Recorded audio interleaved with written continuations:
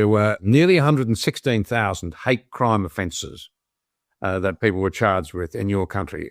It ranged from comments about migrants, displaying England's flag, silent prayer near abortion clinics.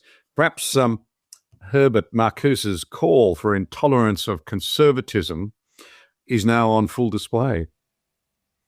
Yeah, Britain has a very serious problem with censorship.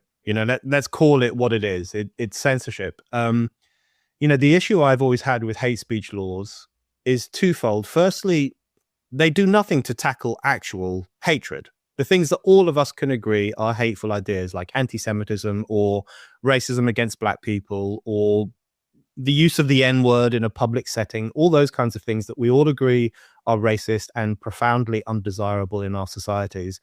Hate speech laws do nothing to tackle that. And in fact, they can often exacerbate those problems. If you look at France, France is a classic example of this because France brought in legislation around 30 years ago, I think, to make Holocaust denial a crime. So you're not allowed to express denial of the Holocaust in France. Now, I agree, Holocaust denial is a racist ideology. It's a hateful ideology born of a loathing for the Jewish people that poses as a kind of science, poses as a pseudoscience.